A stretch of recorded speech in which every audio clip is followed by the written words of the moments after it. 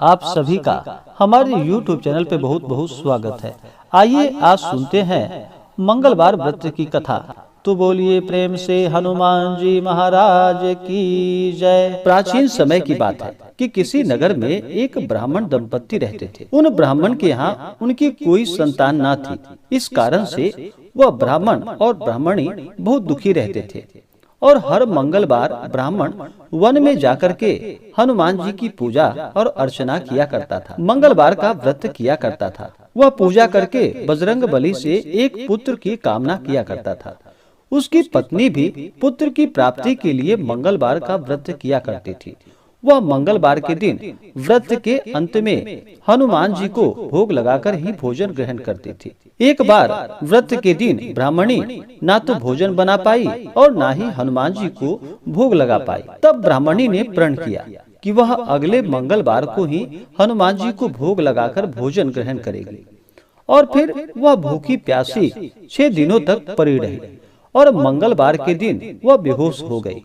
हनुमान जी उसकी श्रद्धा और भक्ति को देखकर अति प्रसन्न हुए। उन्होंने प्रकट होकर आशीर्वाद स्वरूप ब्राह्मणी को एक पुत्र दिया और कहा कि यह तुम्हारी बहुत सेवा किया करेगा। बालक को पाकर ब्राह्मणी अति प्रसन्न हो गई। वह खुश हो गई। उसने बालक का नाम मंगला रखा। कुछ समय पश्चात जब वह ब्राह्मण अपने घर आया तो बालक को देखकर पूछा कि वह कौन है। पत्नी बोली कि मंगलवार व्रत से प्रसन्न होकर हनुमान जी ने उसे यह बालक दिया है। यह सुनकर ब्राह्मण को अपनी पत्नी की बात पर विश्वास नहीं हुआ।